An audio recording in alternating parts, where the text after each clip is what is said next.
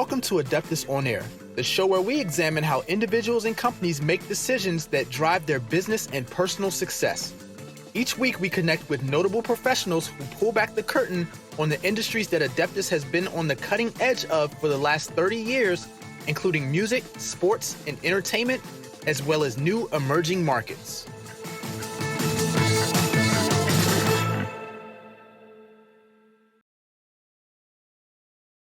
Welcome to the latest edition of Adeptus On-Air. I am your host, James Walker, with a very special guest, a man of many unique talents, Todd Jones. Todd, welcome to the program.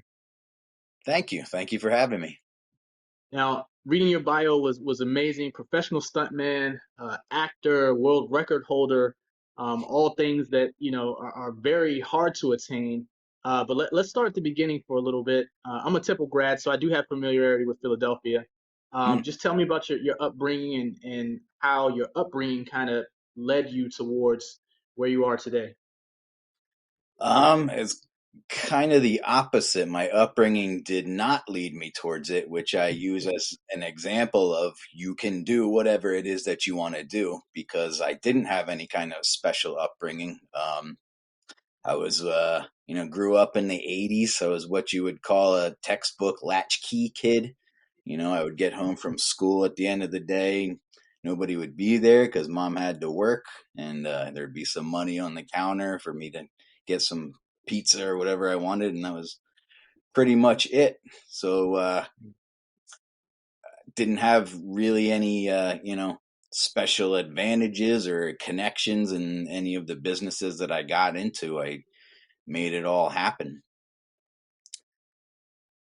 Should I keep babbling, or do you have a further question? No, absolutely. That's interesting of how the tough upbringing kind of overcome that. You mentioned perseverance in your in your bio. How important is perseverance? And I think everybody may have a slightly different definition of perseverance. How would you define perseverance, and how did that apply to your life?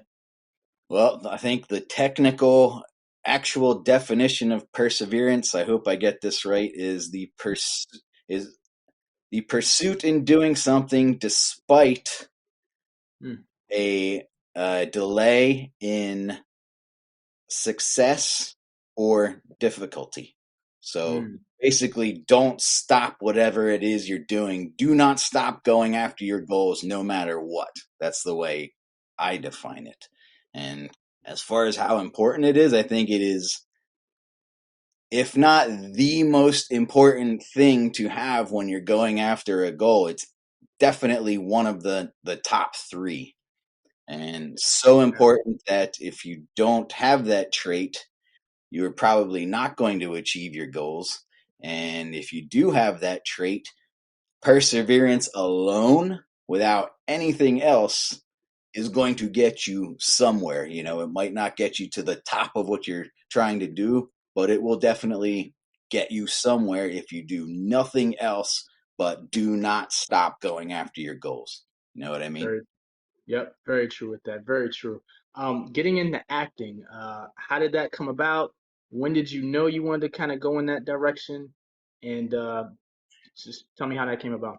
Sure. It was after high school. So going back to my upbringing, latchkey kid, not a lot of parental guidance and supervision when I was growing up, kind of. And it went, that was the way it went all the way up through high school. I kind of was one of those kids that kind of slipped through the cracks a little bit. Like nobody really ever, took me under their wing or anything like that. So when I graduated high school, I had never been steered toward any kind of career whatsoever or guided towards anything whatsoever. So I just kind of did nothing for a while, and I just kind of drifted. Nothing happened, and my life kind of came to a standstill. I had always been into movies, though, and acting. So with no preparation whatsoever, I decided, made the very practical decision to become an actor after I graduated high school. Not just an actor, but a stuntman too. So basically I decided I wanted to be a movie star a ninja, you super villain's henchman, or a cowboy. All like really solid career choices. Wow. And how did you get opportunities without the proper schooling and things? I'm sure your competition had schooling and people you were auditioning against. How did that come through for you? Yeah, so I sought it out, and there was an agency in Allentown, Pennsylvania that was doing stuff, and that was the only thing that I saw any way that I knew of to somehow get closer to my goal. So I jumped on it, and that worked. And never forget that I got my first paying acting gig through them, and I'll never forget it. I'm on set, and I'm the lead guy in an episode of one of these TV shows that they cast. And I'm on set, and I'm like, yes, this is easy. This is awesome. I'm the lead guy on a TV show. I'm getting paid. This is amazing and easy. And you fast forward to an entire year later. Mm, That was the only job that I had had for that entire year. And you're like, oh no, this is not easy at all. And wow. that's when the perseverance started kicking in. Of course, you got to decide if you're going to stick with it and not give up. But that was also when I realized that I had to make things work for me specifically. And I think Mm-hmm. that's, that in any field that applies to anybody. You have to figure out how to make it work for yourself. You can't just copy what somebody else did. Uh, Exactly. I use, as an example, I worked on a movie with Dwayne Johnson and Kevin Hart, Wow. both huge movie stars, right? The Yep. two of them did not get there the same way at all. They took totally different paths to get to where they were. So you can't just look at somebody and be like, okay, that's the blueprint. No, you have to figure out how to make it work for you. Wow. Wow. And do you learn? You mentioned Kevin Hart in The Rock. It wasn't Ride Along, was it? That's one of the movies I can think about that you. No, it was Central Intelligence. Oh yeah, Central Intelligence. Yep. Yep. That's Yeah. right. It's another one. Do you pick up pointers as you're working with them, or is it you're locked in, strictly focused on your task? And how is it on set working with these megastars that do this routinely? It's usually you're usually so busy that it's all business, and you try to not complicate things as best you can, and get in there and do your job, and make everything run smoothly. Yeah. Um, Happy to report that most celebrities are they're cool people and they're real people. So, Awesome. yeah, I learned to not believe anything you hear in the news, or some whatever people are saying that they had some random encounter with a celebrity. Just like anybody, you have bad days sometimes. So don't be don't be quick to judge if you heard something about one of them. Work with them, and more often than not, they're really cool people. That's good to know. That's good to know. And give us, you mentioned Central Intelligence. Give us kind of a rundown. Shows, movies, celebrities. What were some standouts that you feel? Not, that, might be the biggest grossing or whatever, but what were some of your favorites? And maybe your favorites and least favorites. Okay. I don't know if I should talk about my least favorites. Well, I'll Go talk ahead. about Keep, them, keep it to maybe favorites. going into too much detail. Yeah. So some of my favorites were I co-starred with Kevin Bacon. That was a Mm, very surreal moment growing up in the 80s. I grew up with Footloose and stuff, and yep. I never forget being on set and doing a scene with Kevin Bacon. And from across the set, I was, lost in my thoughts. And from across the set, I hear, "Hey, Todd, come here. Let's run lines." And it was Ren McCormick from Footloose saying that. And, oh, this really happened. That stands out. Um, yeah, got to work with Terry Crews. He's still one of the coolest people I've worked with. Super happy. Got to hear all his stories about how Sylvester Stallone took him under his wing and kind of helped him get to where he is. So that was cool. A lot of a lot of favorites. You get to work with people who you grew up watching, and all of a sudden you're there with them. So can't too many favorites to name. There's only Luckily there's only a few least favorites. Yeah, Um, as uh, far as the least favorites, doesn't have to be people, just your roles. What roles were tough for you that maybe you didn't enjoy um, on a particular assignment? Mm, not too many of them. My least favorite to do is, I'm a stuntman, so I Hmm. work in New York mostly. There's a lot of the cop shows and the FBI shows, so cop number one, thug number one, that's which is my bread and butter, and I'll do it forever if I have to. I'm very grateful. But as far as being like, yes, so, I rarely get to do this. It's not the case with them. I often, like a cop, I get shot. I'm a bad guy, I get shot. Stuff like that. So that's probably the least exciting. It's not my least favorite. I'm still grateful. Absolutely, absolutely. And that kind of led to my next question. I was going to ask, how did you get into stunt work? How did you realize that, hey, I can do things that most human beings won't dare try? Yeah. So I was a struggling actor trying to figure out how to make myself stand out amongst the crowd and get hired. Couldn't sing, couldn't dance at all. Still can't. But had a martial arts background.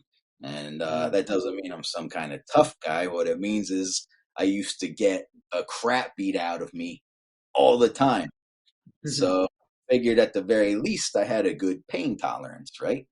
So that's what led me to think, God, I wonder if I could get into stunts, and I could have a good pain tolerance, get into stunts, and that's how I can make myself stand out. I can be an actor who can really, for real, do his own stunts. So that's what I did. I'm happy to report that it worked.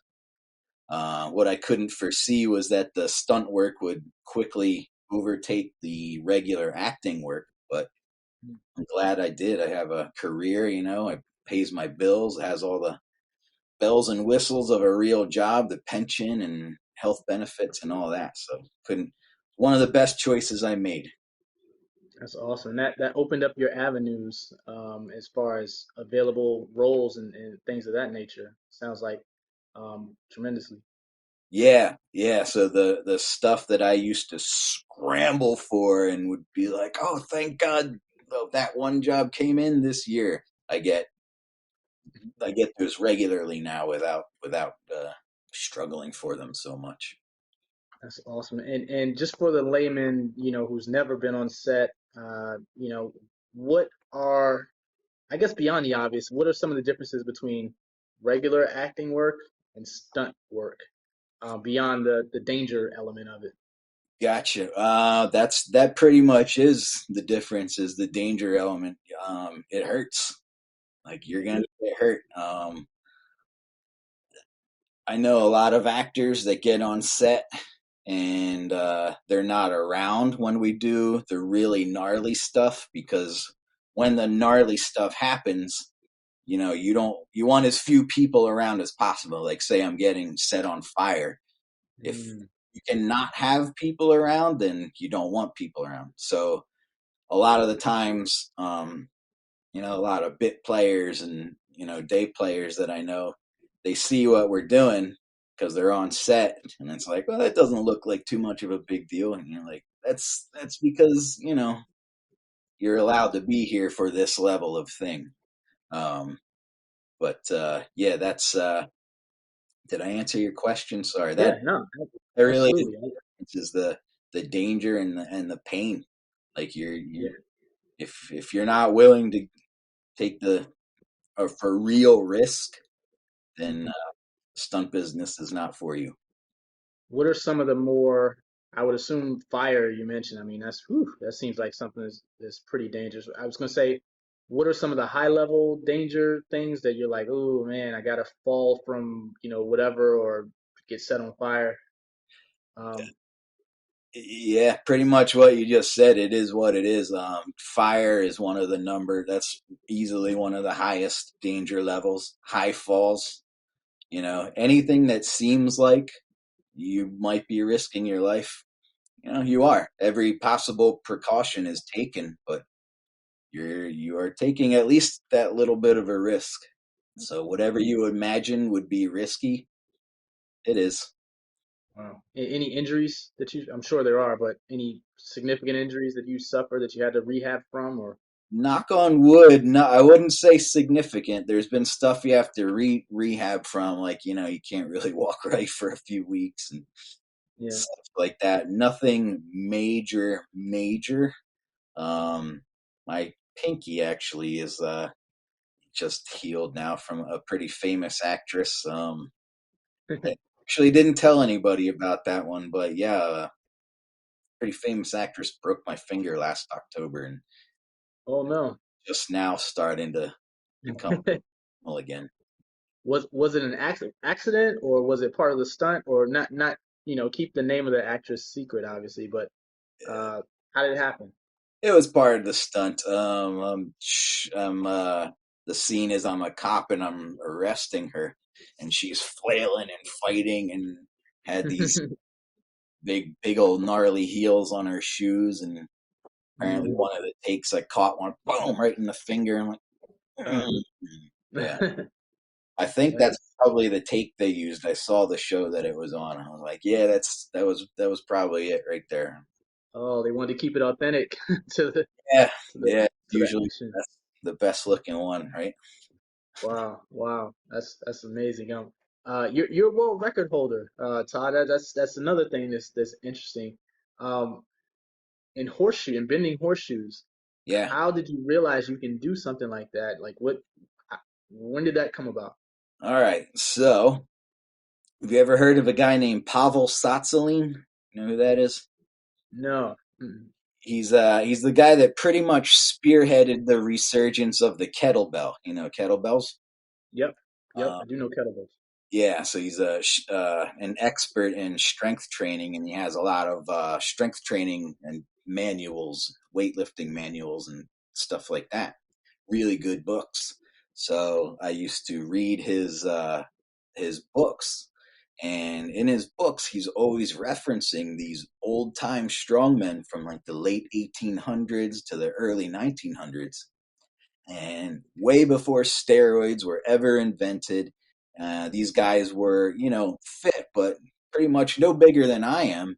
And they're doing these mind blowing feats of strength, like they're bending steel and, breaking Mm. chains and ramming nails through boards with their hands. And I was like, hey, how are those guys training, and how can I learn how to do that stuff? And it took me a long time, but eventually I found a mentor, a coach, who's one of the best people in the world at that kind of stuff. And I was fortunate enough to hook up with him and started training under him. Wow. And yeah, now I can do all that stuff that I used to read about, a lot of it anyway. What is the actual world record? How many is it timed or the amount of horseshoes or? Mine is the most hearted horseshoes in 1 minute. So hearting a horseshoe is actually twisting the horseshoe into the shape of a heart. It's a Mm, traditional feat of strength. So I did the most in 1 minute, which was is currently three. I do plan on beating it, but nice. yeah, there's different organizations that hold world records, but Guinness World Records is, unless you know otherwise, like, it's the most recognized one, and they have their own specific rules. So other organizations might not have these certain rules, but Guinness made me do it in a very specific way that you know made it far more difficult than it might have been if I was just kind of doing it on my own and seeing what I could do. Oh, Not no, official. and when you say you're going for the new ride, I assume four. You're going for four At next least, time within a minute. yeah, At at least, least whew, four. just mathematically, that's about 15 seconds. That Yeah, seems pretty tough, man. Wow. probably. But Yeah. I think I can do it. I think I can pull it off. That's awesome, man. That's awesome. And you mentioned training for bending steel. That when most people think training, they think push-ups, curls, stuff like that. How exactly do you train to bend steel? Primarily isometrically. So, just as a random example, say I'm going to bend a spike about this big. You get something that is just currently a little bit beyond your ability, something that's not going to move, and you give it everything. It's not going to Mm, move, but that's the way you train it, and you give it everything you've got, like deep down wow. soul, and put it in there. Wow. And Wow. And that's tough. That's tough training because if it doesn't move, you don't feel like you're being successful at it, but you're actually really are being successful at it because you're training for something. Like I get it. Wow. that I never thought that's about Yeah, that's one of the main. I use the feats in a public speaking capacity when I talk about perseverance. That's actually the exact example that I use. So I it. Yeah. bust out a 60 penny nail. I like to call them 60 penny spikes. I think of a nail as like what you hang a picture with. Now, a 60 penny is a big solid steel spike. They use them to hold buildings together. They're not made that so that a human should just be able to pick one up and bend it. Wow. 100 years ago, if you wanted to call yourself a strongman, it's exactly what you had to do. You had to be able to bend a 60 penny spike. So when I'm talking about perseverance, that's the example that I use. That's the first ever feat that I ever attempted. And yeah, first time I picked it up, I gave it everything I had. Nothing for Mm, months, days, weeks, months. I decided I wasn't going to give up and I was going to do it.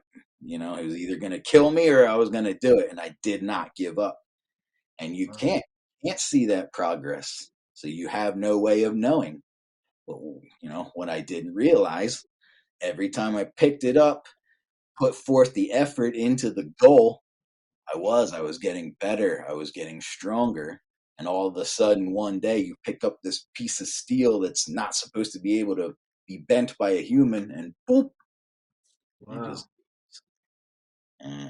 I think that's Wow. pretty universal with any kind of goal. Doesn't seem like anything's happening at all, and it's frustrating until bang, something happens, and then that sets the bar, and that's the level that you're at from then on. Yeah, that's a very interesting lesson in that. That's very cool. Another lesson you had as far as standing out in the crowd. I mean, the things that you mentioned are ways that you would easily stand out in the crowd. How can a listener to this podcast kind of apply things like that to life in terms of how to stand out? And it could be career wise, it could be just personal, it could be social. So many different ways that could be utilized. What I would say is anything that you love to do anyway in real life, do it because it is going to come into play and it is going to make you stand out, even if it doesn't seem like it. And it doesn't matter what it is. If you're really into playing chess, you're really into quilting, whatever it is going to come into play at some point. So don't be afraid to embrace it and think like, oh, it's wasting my time. No, if you love it, you should your life should be harmonious with whatever kind of career that you're trying to do. So whatever you love to do in real life, do it and be good at it. It is going to come into play at some point. You might not know how, but it will. You know, It's if excellent advice. Excellent advice. And Todd, for you, where do you see your trajectory, your career, say in the in the next 3 to 5 years? What are some of your goals? That's a good question. Definitely like to build up the public speaking a lot more, Hmm. which is currently I have a lot of opportunities to work on other things right now with the strike going on. I don't know how much you've That's right. heard of that. Yeah. Got a little bit of downtime right now, so It's good though, because I can work on my other things. I definitely want to build up my public speaking. That's gone well from what I have done with it, and actually just finished my own screenplay. And Wow, yeah, getting there's stuff happening around that right now. So it's that's that's another awesome. thank you, That's big awesome. life Congrats. goals. What's Yeah, that? I was gonna say congrats on that. That's you wrote it. I'm assuming you. Yeah, yeah. So I know it'll be a big surprise, but it's called The Strongman, and it's about a strongman. And Nice. nobody's ever really written. If you look in the history of these guys that I was talking about, the strongmen from the late 1800s, early 90s, they were like real life superheroes. The stuff, Yeah, the stories, and the stuff they could do, and nobody's ever really tapped into that rich history. So I like hopefully, it. yeah, this will be one of them. No, I like it. I like it a lot. Where can people find your work? Just give us some your social channels, things of that nature. Where can people find um, a lot of your stuff, your highlights? Highlights, you can go to the strongman That's got a good amount of stuff on there that'll give you a pretty solid idea of what I do and the stuff that I've done. And the other one would be my IMDb page. Just Google or search for Todd Ryan Jones on IMDb if you want to just see strictly the film and television stuff. That's a pretty solid list. And those are really the two main links that are gonna show you pretty much everything. I don't use Instagram and Facebook as a serious outlet for my business. That's more of a entertainment, kind of thing for Understood. me. No, Yeah. definitely understood. And Todd, before I let you go, and thank you so much for the time with this. You had mentioned the strike, a couple minutes earlier. Just how are you handling that? What are your thoughts on that? Being from the inside. My thoughts on it are that it's absolutely crazy at this point. Um, the small group of producers that we're striking against have pretty much already lost. They're at this point they're hemorrhaging Mm, millions of dollars on a weekly basis, wow. and they're holding out. It's literally like a kid on a playground taking the ball and just no, I'm not. Like there's no reason to keep doing what they're doing, and yet they are. So Yeah. that's pretty much the situation. Wow. Uh, yeah, I'm extremely fortunate that I am at a point in my career where a lot of my income is through residuals. So Yep. I still have money coming in, not nearly what I would be making if I was working on top of that, but Yeah. uh, I'm still able to. I'm okay. My bills are paid and all that. A lot of people are not so lucky, so I really hope that these producers stop trying to cut their nose off to spite their own faces, and Yeah. let's get on with everything. Yeah, hopefully there's a solution soon. Obviously, there's such a domino effect. It impacts everyone, the producers, the talent, the consumer, as far as getting, new content and shows on pause and things like that. So it's kind of all encompassing as far as, the effect of everything. Yeah, But well, no, Todd, thank you so much. Thank you so much for your time. You've been an awesome guest with an awesome story. And just thanks for keeping us updated on everything. And thanks for being with Adeptus on Air. And audience, thank you for listening to our latest podcast. We have one coming out every Thursday with awesome guests like Todd. So, Todd, thank you so much. it was an honor. Thank you very much for having me. Thanks for listening to Adeptus On Air. If you like this episode, please subscribe and leave a review.